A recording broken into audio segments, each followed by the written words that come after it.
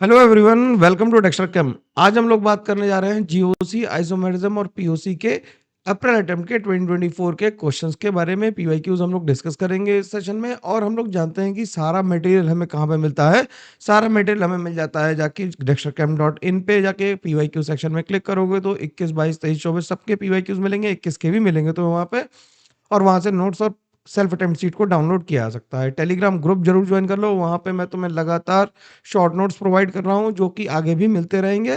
तो वो भी ज्वाइन कर लो, उससे भी फायदा मिलेगा। बाकी ऐप भी डाउनलोड कर सकते हो और ऐप में जाके तुम कोर्सेज वगैरह देख सकते हो, तो हम लोग वहाँ पे भी मिल जाएंगे। ठीक है, वहाँ पे भी मेरे से बात की जा सकती है। तो स्टेट अवे क्वेश्चन नंबर 1 पे चलते हैं। जीओसी और आइसोमेरिज्म के क्वेश्चंस बहुत ज्यादा आए थे लास्ट ईयर, तो इसमें ज्यादा सारे क्वेश्चंस है, तो हम लोग डिस्कस करना शुरू करते हैं कि करके। और पहला क्वेश्चन क्या कर रहा है, match the list 1 with list 2। ठीक है, मैकेनिज्म दी और इफेक्ट्स पूछे गए, कौन सा इफेक्ट काम कर रहा है। अगर तुम ध्यान से देखोगे इसमें पहले क्वेश्चन में, तो ये लोन पेयर 1 गया, इधर ये 2 आया तो ये रेजोनेंस कर रहा है।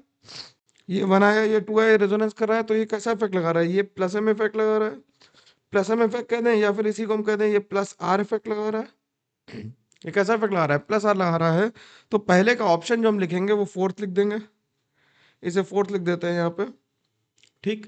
सेकंड में देखो H प्लस आ रहा है, H प्लस जब पाई बॉन्ड की तरफ जा रहा है तो बॉन्ड टूट जा रहा है, इसे हम कहते हैं प्लस इलेक्ट्रोमेरिक इफेक्ट, तो ये प्लस ई हो गया। जब साइनाइड जाएगा तो इसे हम क्या कहेंगे, माइनस कहेंगे, माइनस ई इफेक्ट कहेंगे, यानी माइनस इलेक्ट्रोमेरिक इफेक्ट काम कर रहा है। और लास्ट में देखो NO2 पे क्या काम कर रहा है, ये 1 एरो हो गया, ये 2 हो गया। NO2 कैसा इफेक्ट शो कर रहा है, NO2 पे क्या लग रहा है, माइनस एम लगा रहा है, यानी कि ये कैसा इफेक्ट लगा रहा है, माइनस एम लगा रहा है, या फिर माइनस आर लिख सकते हैं। तो इस पे लिख देते हैं माइनस आर, यानी कि इसका आंसर हो गया क्या, 3, इसका आंसर हो गया 2 और इसका हो गया 1। ठीक है, सॉरी, इसका आ गया आंसर क्या, इसका आ गया आंसर 1 और इसका आ गया आंसर 2। तो आंसर जो मार्क करेंगे, आंसर कौन सा मार्क करेंगे, 4312। 4312 वाला ऑप्शन ए आ गया, तो ए को हम मार्क करके आगे बढ़ जाएंगे। सवाल समझ में आ गया कि जो माइनस आर लगा रहा है उसमें माइनस आर इफेक्ट कह रहे हैं, जो माइनस प्लस आर लगा रहा है उसे प्लस आर कह रहे हैं। जब पॉजिटिव चार्ज पाई बॉन्ड पर अटैक करता है तो उसे प्लस ई इफेक्ट कहते हैं, और जब माइनस चार्ज अटैक करने जा रहा होता है तो उसे माइनस ई इफेक्ट कहते हैं। ठीक है, अगला क्वेश्चन क्या कह रहा है कि which of the following nitrogen containing compound does not give Lassaigne test. Lassaigne test के लिए हमें साइनाइड बनाना होता है, और हाइड्रोजन ऐसा कंपाउंड है जिसमें कार्बन है ही नहीं। जब कार्बन नहीं है, भाई जब कार्बन नहीं है तो साइनाइड तो बनने से ही रहा, तो ये तो देगा ही नहीं टेस्ट, यानी कि आंसर हमारा क्या होगा, आंसर हमारा फोर्थ ही हो जाएगा। यूरिया में कार्बन है, देखो जरा ध्यान से, यूरिया में कार्बन है, ग्लाइसिन में कार्बन है और नाइट्रोजन है, और फेनिल हाइड्रोजन में भी कार्बन है। तो जिसमें कार्बन नहीं है उसमें साइनाइड नहीं बन सकता, इसलिए आंसर हमारा क्या हो जाएगा, आंसर हमारा 4 मार्क हो जाएगा। बात समझ में आनी चाहिए बिल्कुल आसानी से। अगले क्वेश्चन पे हम लोग चल सकते हैं बिल्कुल आसानी से। चलो अगले क्वेश्चन को देखते हैं। अगला क्वेश्चन क्या कर रहा है, अगला क्वेश्चन कह रहा है which of the following statement is incorrect. अब इनकरेक्ट स्टेटमेंट हमें बताना है। क्या कर रहा है, electromeric effect dominates over inductive effect. बिल्कुल, इलेक्ट्रोमेरिक इफेक्ट टेम्परेरी है लेकिन डोमिनेट करता है। जब इलेक्ट्रोमेरिक काम कर रहा होता है तो इंडक्टिव की वैल्यू थोड़ी सी कम हो जाती है, तो ये स्टेटमेंट सही है। इलेक्ट्रोमेरिक इफेक्ट मैंने बताया जैसा कि अभी वो कैसा है, टेम्परेरी इफेक्ट है, तो ये बात बिल्कुल ठीक लिखी हुई है। कह रहा है H plus shows negative electromeric effect, ये बात गलत हो जाएगी कि H प्लस कैसा शो करेगा, पॉजिटिव इलेक्ट्रोमेरिक इफेक्ट शो करेगा, नेगेटिव नहीं करेगा, तो ये गलत बात है, इसलिए यही आंसर मार्क करेंगे। इनकरेक्ट मार्क करना है, इस बात का हम ध्यान रखेंगे। ठीक है, चलो क्या कर रहा है, organic compound show electromeric effect in presence of a reagent only. बिल्कुल टेम्परेरी है, किसी रेजेंट के आने पे ही इलेक्ट्रोमेरिक इफेक्ट शो होता है। अगर रेजेंट नहीं आ रहा है तो कंपाउंड एज सच बना रहेगा, कोई इलेक्ट्रोमेरिक इफेक्ट शो नहीं हो पाएगा। ठीक है, बिल्कुल आसानी से बात समझ में आ रही है। अगले सवाल पे चलते हैं। अगला क्या कर रहा है, the number of different chain isomers of C7H16। अब C7H16 के अगर हमें आइसोमर्स निकालने हैं तो सबसे पहले हम क्या निकालेंगे, डीबी निकालेंगे। डीबी का फॉर्मूला क्या होता है बच्चा लोग, सब लोग कमेंट करके बताओ कि ये फॉर्मूला याद है कि नहीं याद है। तो ये डीबी का फॉर्मूला, यहाँ पे सी क्या है, नंबर ऑफ कार्बन एटम्स है, नंबर ऑफ कार्बन एटम्स है। ठीक। एक्स क्या है, नंबर ऑफ हेलोजन एटम्स है, एक्स क्या है, नंबर ऑफ हेलोजन एटम्स है। एन क्या है, नंबर ऑफ नाइट्रोजन है, नाइट्रोजन एटम्स है। और हमारा एच क्या है, नंबर ऑफ हाइड्रोजन एटम्स है। ठीक है, तो ये फॉर्मूला है किसके लिए, डीबी के लिए ऑक्सीजन का डीबी से कोई लेना देना नहीं है, कोई फर्क नहीं पड़ता। तो हमें पता है कि अगर हम यहाँ पे रख दें तो ये 7+1 माइनस एक्स की वैल्यू तो 0 है, एच की वैल्यू है 16 माइनस 0 डिवाइड बाई 2, तो जो डीबी आ जाएगी वो कितनी आ जाएगी, 0 आ जाएगी। अब अगर डीबी 0 आ रही है तो हमें स्केलेटन बनाने होंगे, सिंपल सी बात है। तो कार्बन अगर 7 है तो हम 7 कार्बन कैसे बना दें, स्ट्रेट चेन में रख सकते हैं, पहला तरीका। ठीक है, दूसरा तरीका क्या करें कि एक अब चेन को हम क्या कर दें, छोटा कर दें, 6 कार्बन ले लें और एक यहाँ पे लगा दें। तीसरा तरीका कि इसी कार्बन की पोजीशन चेंज कर दें। अब देखो दोबारा पोजीशन चेंज करने पे क्या होगा, अगर तुम इस कार्बन को उठा के यहाँ लगाओगे तो ये आइडेंटिकल ही बन जाएगा, तो आगे ले जाने का कोई फायदा नहीं है। यानी कि 6 मेंबर में इतना ही, 6 मेंबर की पेरेंट चेन में इतने ही ऑप्शन बन सकते हैं, इससे ज्यादा ऑप्शन नहीं बन सकते। बात समझ में आ रही है? तो 3 बन गए ये। अब अगला देखते हैं, 3 के बाद 5 मेंबर की रिंग बना लो, 5 मेंबर की चेन बना लो। तो एक कार्बन पे 2 कार्बन लगा सकते हैं, उसे आगे भी शिफ्ट करा जा सकता है। और जो ज्यादातर लोग भूल जाते हैं, कमेंट करके जरूर बताना कि ये कितने लोगों ने बना पाया। ज्यादातर लोग भूल जाते हैं, वो ये वाला कंपाउंड है, ये भूल जाते हैं लोग। ठीक है, अभी 5 नंबर में हमने 2 कार्बन एक साथ लगाए हैं। अब हम क्या करेंगे, 5 नंबर की चेन पे ऑल्टरनेट पोजीशंस पे भी मतलब अलग अलग भी कार्बन लगा सकते हैं और ऑल्टरनेट भी लगा सकते हैं। तो ये हो गया। अब इसके बाद बचती है 4 मेंबर की चेन। 4 मेंबर की चेन में भी एक ऑप्शन बचेगा, वो ये बन जाएगा। तो टोटल कितने बन गए, काउंट कर लो बेटा, कितने बने, 1 2 3 4 5 6 7 8 और एक 9। तो टोटल कितने बन गए, 9 बन गए। ये वाला कितने लोगों ने बना पाया जरूर कमेंट करके बताना, देखते हैं कितने लोगों का आंसर सही आता है। ठीक है, तो ये 9 आंसर आ गया आसानी से, इसमें कोई परेशानी किसी को भी नहीं होनी चाहिए, कोई दिक्कत की बात है नहीं इसमें। ठीक, अगला सवाल देखते हैं।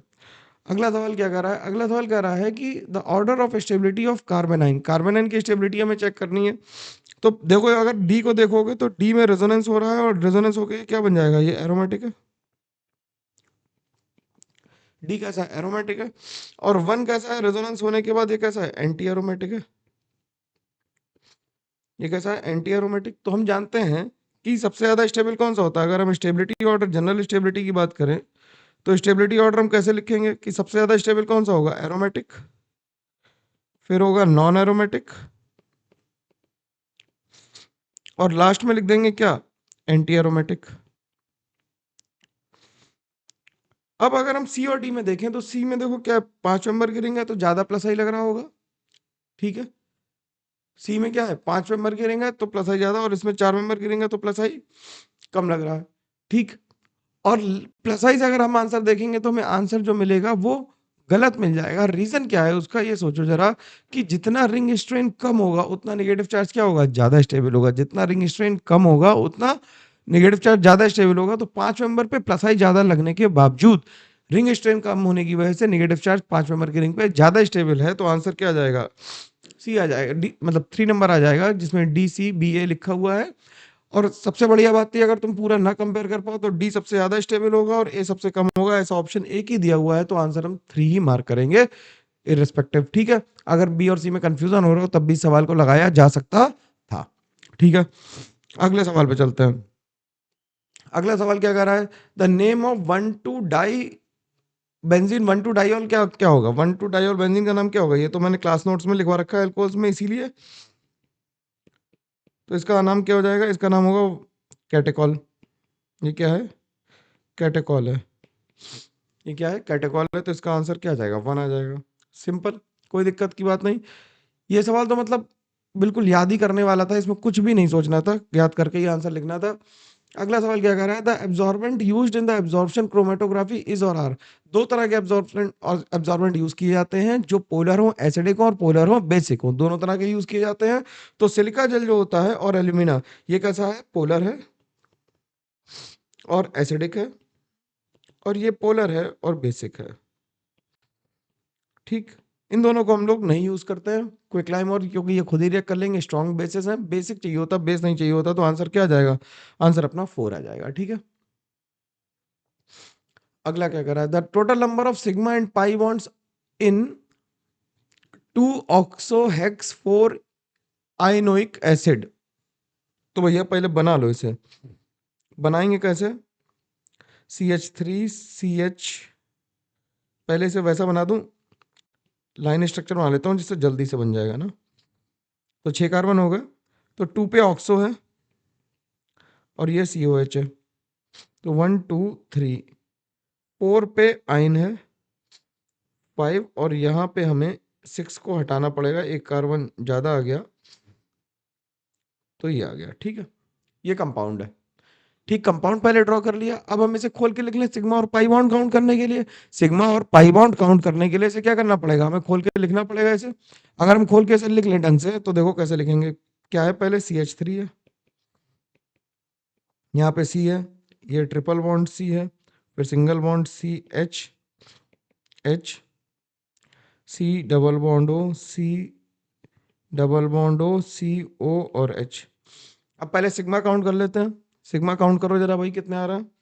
1 2 3 यहाँ पे आ गए, 4 5 6 7 8 9 10 11 12 13 14, तो 14 सिग्मा बॉन्ड्स आ गए।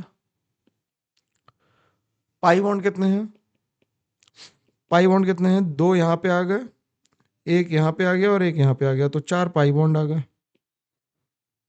तो टोटल कितने हो गए, 18 हो गए। तो आंसर क्या लिख देंगे, 18 लिख देंगे। बात समझ में आ रही है। आराम से सवाल को लगाएंगे धीरे से, सही लगेगा सवाल, कोई गड़बड़ होने की पॉसिबिलिटी है ही नहीं।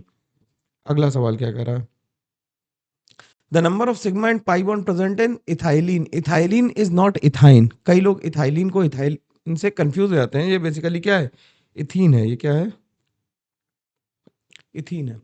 अगर इथीन है ये, तो क्या लिखेंगे हम लोग इसमें, C double bond C H H H और H। इसमें कितने हो गए, 5 सिग्मा बॉन्ड हो गए और एक पाई बॉन्ड हो गया। आसान सवाल। तो आंसर क्या आ जाएगा, 4 आ जाएगा।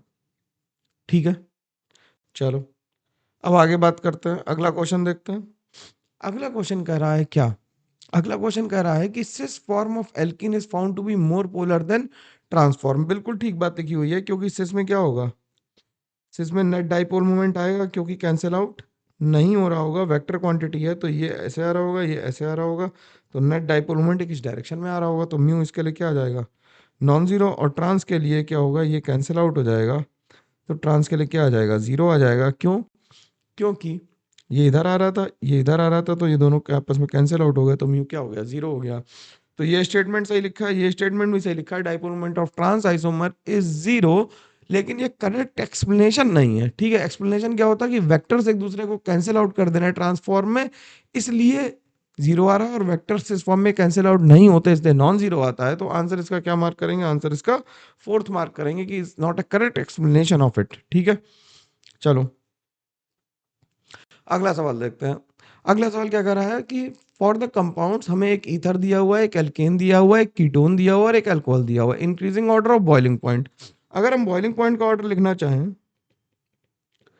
तो बॉइलिंग पॉइंट में इन चारों ग्रुप्स में सबसे ज्यादा किसका होगा, अल्कोहल का।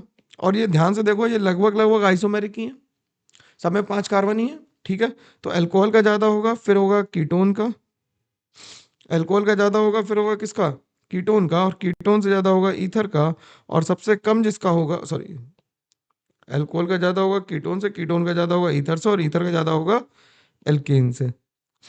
तो सबसे ज्यादा किसका हो गया, सबसे ज्यादा हो गया डी का, डी के बाद आ गया सी, सी के बाद सी के बाद आ गया क्या, ए, और ए के बाद आ गया बी।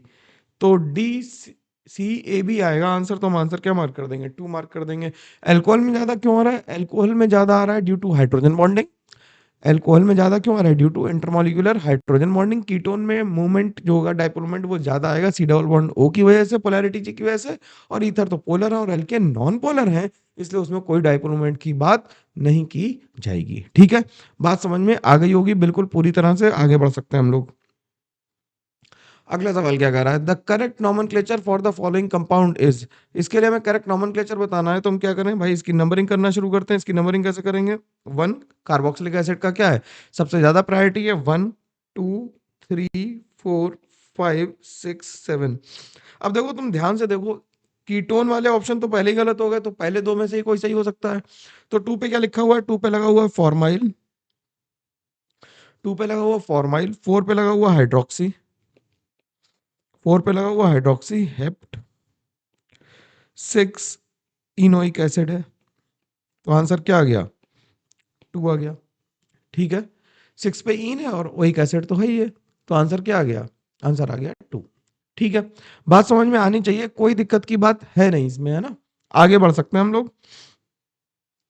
अगला क्या कर रहा है? कर रहा है द पेयर ऑफ कंपाउंड दी और आइसोमर्स हमसे पूछे हैं। अब एन प्रोपेनॉल और आइसोप्रोपेनॉल कैसे आइसोमर्स है? पोजीशन आइसोमर्स है ये कैसे है? पोजीशन से, तो इसका नंबर कितना आ गया? 3 आ गया। ठीक है, methoxy propane and ethoxy propane कैसे हैं? मेटामर्स हैं ये, तो इसका आंसर 1 आ गया। तो 3 1 2 में दिया हुआ है, तो ये दोनों तो गलत होगा। ऐसे भी चेक करा सकता है, सॉरी 3 में दिया हुआ है, तो ये दो गलत हो गया। अब कह रहा है प्रोपेनॉल और प्रोपेनल क्या है? फंक्शनल आइसोमर्स हैं, तो ये 4 हो गया। 4 वाला ऑप्शन, अब देखो ये कौन सा बचा हुआ है, तो ये 2 गलत हो गए, तो 2 और 4 बचा था। ठीक है, 2 और 4 बचा, और 2 और 4 में कौन सा सही आ गया? 4 वाला सही आ गया। इसका आंसर तो अब क्या आ जाएगा? इसका आंसर चेन ही आएगा, तो ये 2 आ जाएगा, तो आंसर हम क्या लिखेंगे? 4 लिख देंगे। ठीक है, एन प्रोपेनॉल और आइसोप्रोपेनॉल, आइसोप्रोपेनॉल कैसा होता है? आइसोप्रोपेनॉल ऐसा है, ठीक। और एन प्रोपेनॉल कैसा है? एन प्रोपेनॉल ऐसा है। तो ये क्या हुआ? OH की पोजीशन चेंज हुई, पोजीशन आइसोमर्स है। ऐसे ही प्रोपेनॉन को देखो, ये हो गया प्रोपेनॉन, और प्रोपेनल ये हो गया, तो ये कैसे हैं? एक कीटोन और एक एल्डिहाइड, तो ये क्या है? फंक्शनल आइसोमर्स हैं। ठीक है, बात समझ में आनी चाहिए पूरी तरह से। आगे बढ़ सकते हैं, गुड टू गो। चलो, अगला सवाल क्या कह रहा है? अगला सवाल कह रहा है हमसे कि using the given figure the ratio of RF retardation factor हमसे पूछ रहा है of the value of sample A and C is this given the value of X is. ठीक है, अब हमें क्या कह रहा है कि हमें रेशियो बताना है इसका। अब रेशियो बताने के लिए हम क्या करें? जो RF होता है वो क्या होता है कि जहां तक सैंपल ऊपर चढ़ा और टोटल हाइट। ठीक है, RF यही होता है, net height travelled by the sample upon the total height of the solvent. तो लिख दें net height travelled by sample on TLC divided by net height traveled by solvent। ठीक, तो RF अगर हम A के लिए फाइंड आउट करना चाहें, RF हमें किसके लिए निकालना है? A और C के लिए निकालना है। RF फॉर A अगर हम निकालना चाहें, तो A ने कितनी हाइट ट्रेवल की देखना जरा। A की हाइट आ गई कितनी? 5, और टोटल हाइट कितनी है? 12.5। ठीक, और RF ऑफ C कितना हो जाएगा? RF ऑफ C हो जाएगा 10 अपॉन 12.5। तो RF of A upon RF of C हमें निकालना था, तो वो आ जाएगा कितना? 5/10, यानी कि 5.5, यानी कि 50 इंटू 10⁻⁻, हमें -2 के ऑर्डर में निकालना है, तो -2 लिख दिया। तो आंसर कितना हो जाएगा? X की वैल्यू कितनी आ जाएगी? 50 आ जाएगी। सिंपल सा सवाल है, बस तुम्हें ये सवाल आना चाहिए। आजकल इस तरह के सवाल बहुत आ रहे हैं, तो हमें इन्हें ढंग से पढ़ना होगा, बिल्कुल इसमें ऊपर नीचे मत करना, है ना। अगर नहीं देखा है तो इसका वीडियो भी जाके एक बार देख लो। अगला सवाल क्या कह रहा है? अगला सवाल कह रहा है the functional group present in the sulphonic acid है। सल्फोनिक एसिड में क्या होता है? SO3H होता है। भाई RSO3H क्या होता है? ये सल्फोनिक एसिड्स होते हैं। ये तो बिल्कुल एकदम याद रखने वाला लल्लू सा क्वेश्चन है ना। चवन्नी छाप क्वेश्चन कहता हूं मैं ऐसा। अगला क्वेश्चन थोड़ा सा बेहतरीन सवाल है, इसे जरा ध्यान से पढ़ना। थ्योरेटिकल क्वेश्चन है, थोड़ा मुश्किल हो जाता है करना, लेकिन अगर तुम्हें प्यूरिफिकेशन टेक्निक्स याद हैं तो ये सवाल आसानी से बन जाएगा।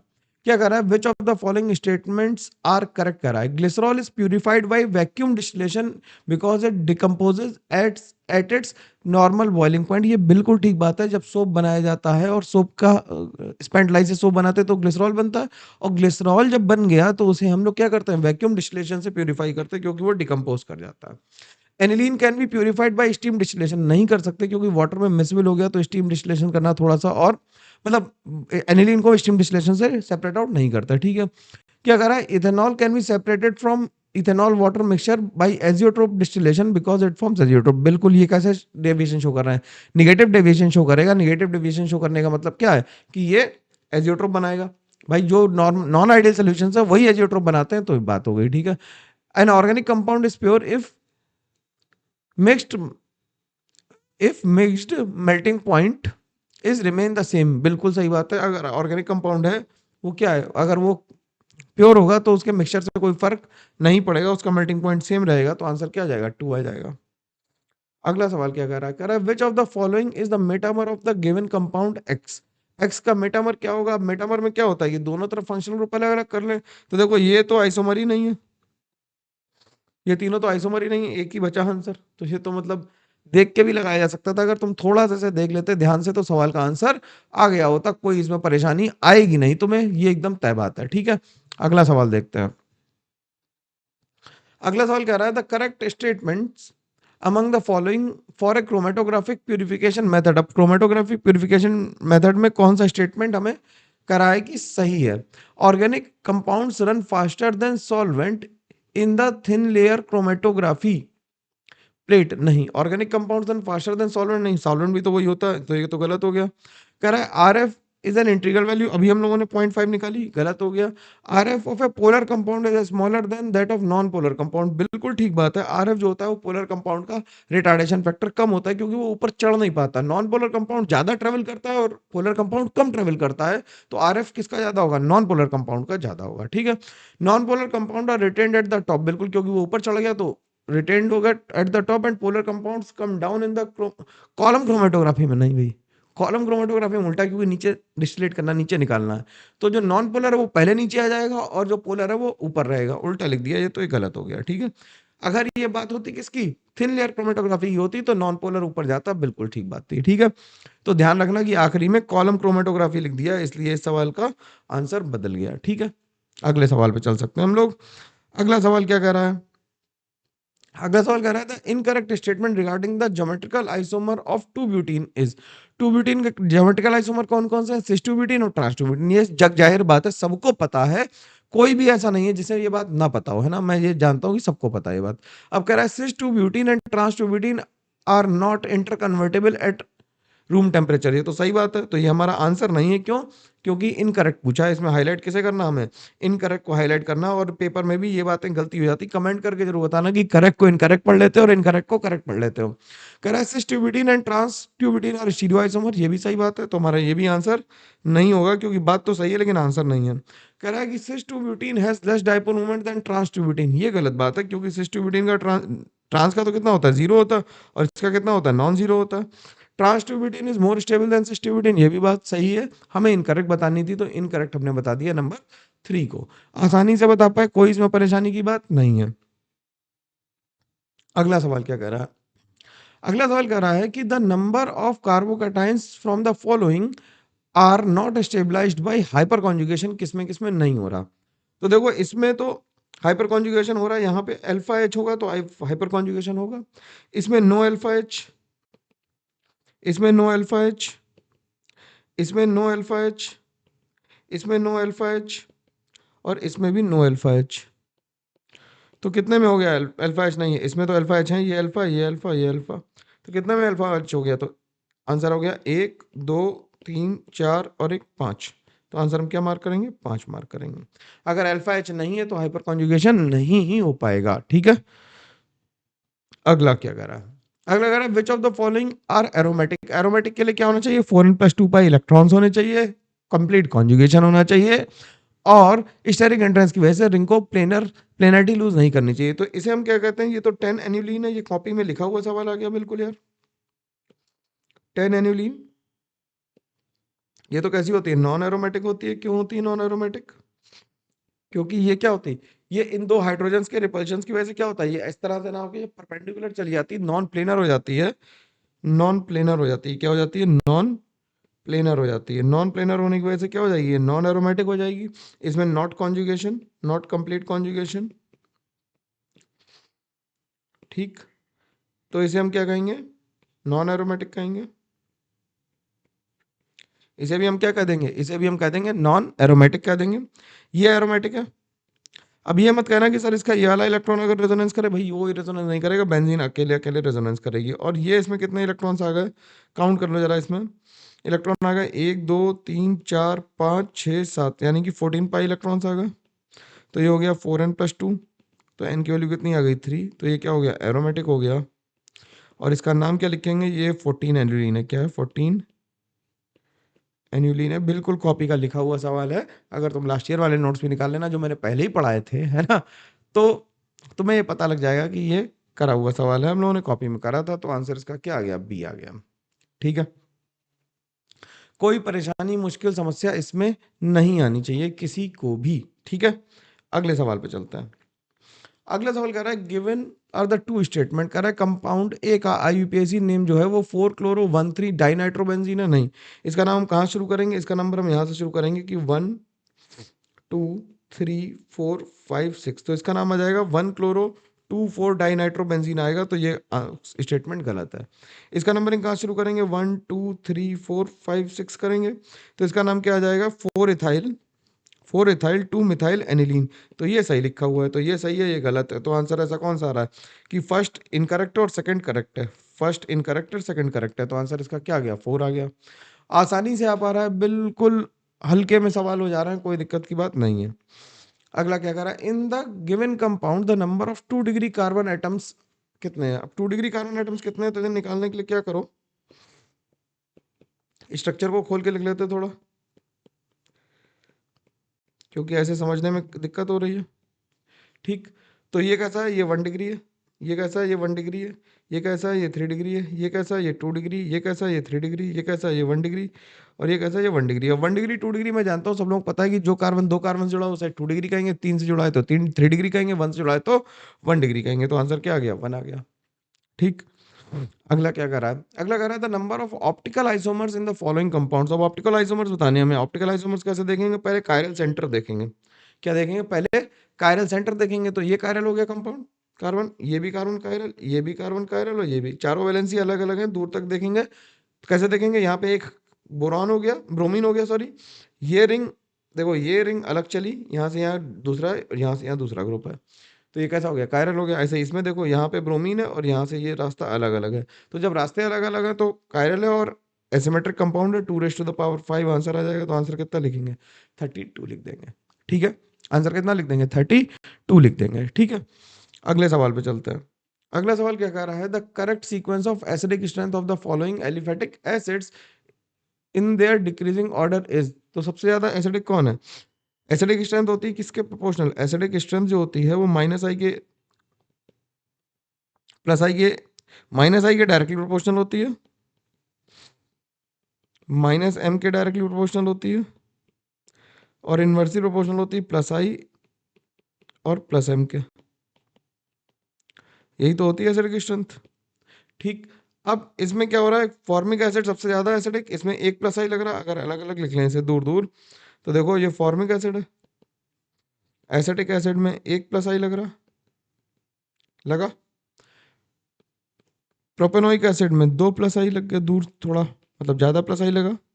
और ब्यूटेनोइक एसिड में और ज्यादा लग गया, ठीक। तो आंसर क्या आ गया? आंसर आ गया हमारा थर्ड। सिंपल सीधा सवाल, कोई इफ बट किंतु परंतु इसमें नहीं आना चाहिए किसी के भी दिमाग में। अगला सवाल क्या कह रहा? अगला सवाल कह रहा है the IUPAC name of the following compound. अब इसमें नंबरिंग हम किधर से कर सकते हैं? लेफ्ट से भी कर सकते थे और राइट से भी कर सकते थे। तो लेफ्ट से नंबरिंग करेंगे, क्योंकि CS3 जो है वो लोएस्ट लोकल एंड रूल के हिसाब से CS3 जो है वो पास में आ रहा है, तो नंबरिंग लेफ्ट से करेंगे। तो 1 2 3 4 5 6 7 और 8, ठीक है। तो आंसर क्या लिखेंगे? 2,5,6 ट्राई, 3 मिथाइल है तो ट्राई मिथाइल, और ये क्या हो गया? ऑक्टेन हो गया। ये क्या हो गया? ऑक्टेन हो गया, ठीक है। नेक्स्ट क्वेश्चन पे चलते हैं। नेक्स्ट क्वेश्चन क्या कर रहा है? Kjeldahl methods is applicable to estimate nitrogen in pyridine। बिल्कुल ठीक बात है, जेल्डाल मेथड को नाइट्रोजन के लिए कर लेते हैं।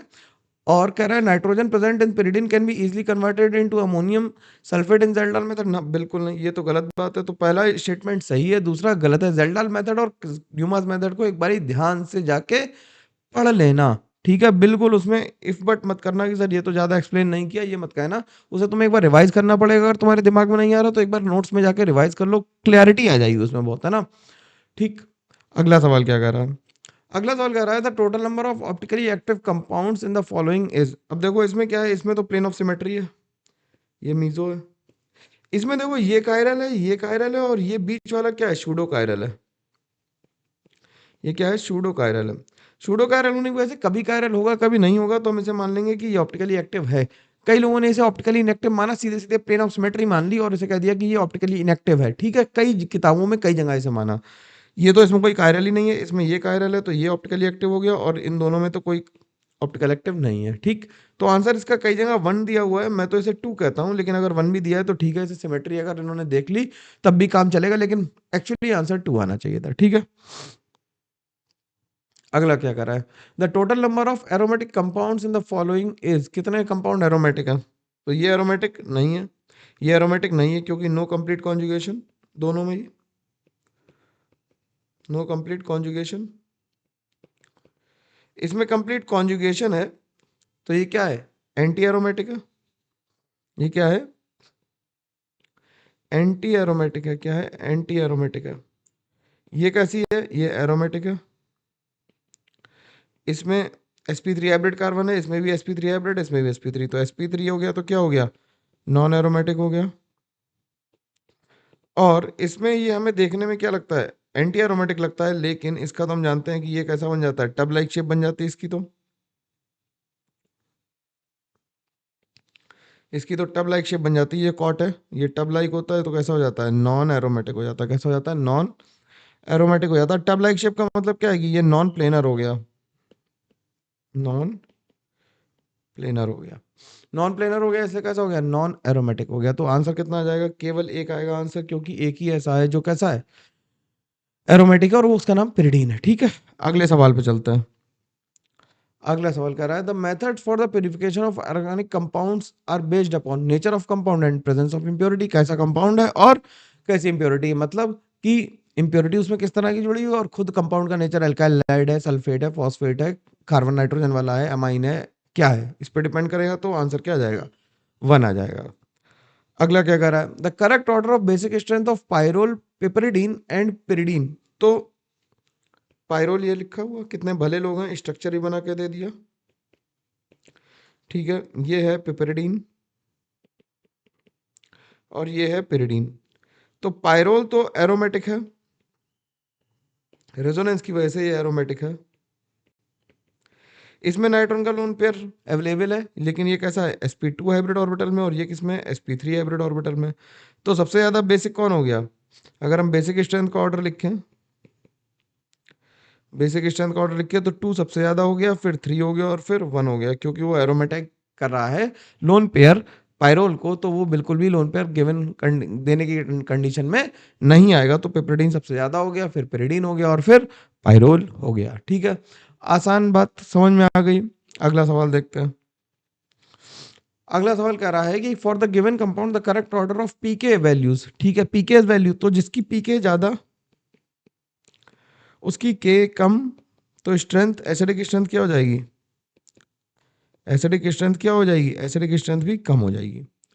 ठीक है, तो जो मोस्ट एसिडिक है, मोस्ट एसिडिक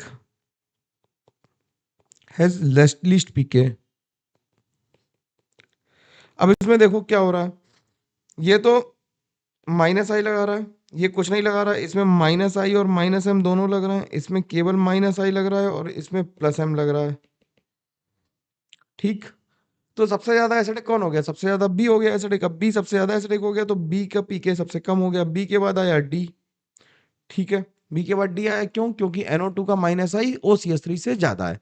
बी के बाद डी आया, डी के बाद क्या आया, डी के बाद आया सी, सी के बाद आया ए और ए के बाद आया ई। तो आंसर ऐसा देख लो, BDCAE, BDCAE, तो आंसर आ गया 1। ठीक है, अगला सवाल, अगला कह रहा है कि relative stability of the contributing structure is. अब इन 3 कंट्रीब्यूटिंग स्ट्रक्चर्स में रिलेटिव स्टेबिलिटी बतानी है, तो हम जानते हैं कि ऐसी स्पीशीज जिस पे कोई चार्ज नहीं होगा वो सबसे ज्यादा स्टेबल होगी। तो लीस्ट चार्ज वाली कौन सी है, इसमें अनचार्ज है ये, तो ये क्या है, ये मोस्ट स्टेबल है, तो 1 सबसे ज्यादा स्टेबल हो गया। अब देखेंगे कि हम ऑक्टेट किस में कंप्लीट है, तो ऑक्टेट इसमें भी इनकम्प्लीट है और इसमें भी इनकम्प्लीट है। फिर देखेंगे कि निगेटिव चार्ज मोर इलेक्ट्रोनेगेटिव पे होना चाहिए और पॉजिटिव चार्ज मोर इलेक्ट्रोपॉजिटिव पे होना चाहिए। तो क्या कहेंगे कि कार्बन पे पॉजिटिव ज़्यादा स्टेबल होगा और ऑक्सीजन पे निगेटिव ज़्यादा स्टेबल होगा, तो 2 ज़्यादा स्टेबल हो जाएगा किससे, 3 से। तो आंसर आ जाएगा 1 2 3। ठीक है, अगला सवाल, अगला कह रहा है how many compounds among the following show inductive effect mesomeric as well as hyperconjugation. देखो इसमें रेजोनेंस हो रहा है और मतलब मेसोमेरिक हो रहा है और इंडक्टिव हो रहा है, माइनस आई लगा रहा है, लेकिन हाइपर कॉन्जुगेशन नहीं हो रहा है। इसमें रेजोनेंस हो रहा है, यहाँ से हाइपर कॉन्जुगेशन हो रहा है, और कौन सा है, इंडक्टिव, तो माइनस आई लगा ही रहा है ये। ठीक, बेंजीन में नहीं हो रहा है तो एक हो गया। Cl में केवल माइनस आई लग रहा है तो ये भी नहीं हो सकता। NO2 में देखो क्या हो रहा है, माइनस एम लग रहा है, माइनस आई लग रहा है, और यहाँ से ये हाइपर कॉन्जुगेशन भी कर सकता है तो H भी लग रहा है, तो ये हो गया।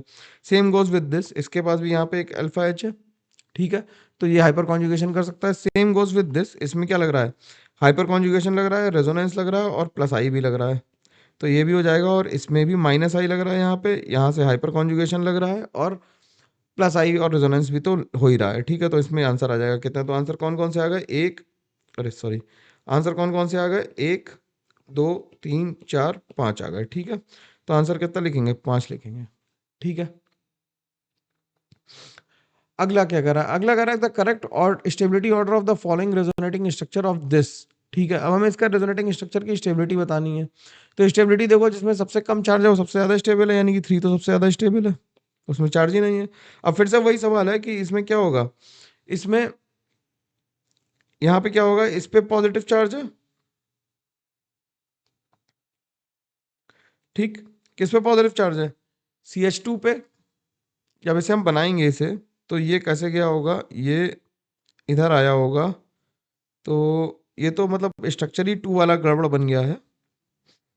2 वाले में जो पॉजिटिव चार्ज होना चाहिए ना यार, वो यहाँ पे होना चाहिए। मैं इसे सही कर देता हूँ, 2 वाले में पॉजिटिव चार्ज जो है वो यहाँ पे लगा होना चाहिए, ठीक। अब ठीक है, ये सवाल अब सही बनेगा। तो ये क्या शायद टाइपोग्राफी का एरर है, या देख लेना यार पेपर में ही गलत आ गया हो, कहीं छपाई गलत हो, ठीक। तो 3 सबसे ज्यादा हो गया, फिर उसके बाद हुआ 2, और उसके बाद हुआ 1, क्योंकि उसमें ऑक्सीजन पे पॉजिटिव है, तो आंसर आ जाएगा 3 to 1। एनीवे अगर गलत भी बना होता तब भी आंसर हम तो ये लिखते, क्योंकि इतनी तो हमें समझ है ही। क्या कर रहा है अगला question, the total number of stereo isomers possible for the compound.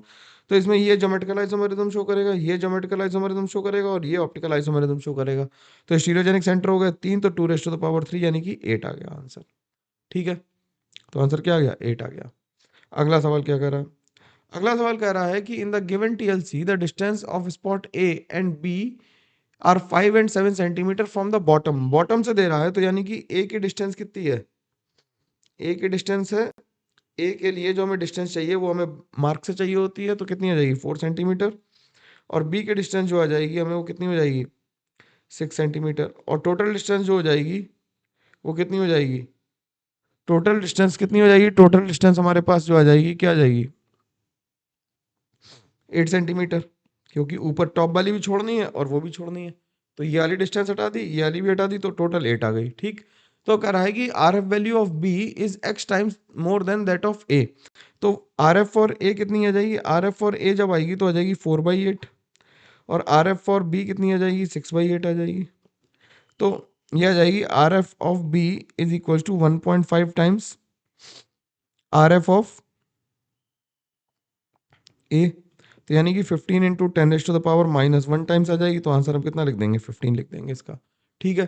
दोनों को डिवाइड कर देना था बस, 1.5 टाइम्स आ जाएगी, ठीक है। चलो, तो इस तरह से हम लोगों ने सारे क्वेश्चन जीओसी आइसोमेरिज्म के 2024 अप्रैल अटेम्प्ट के डिस्कस कर लिए।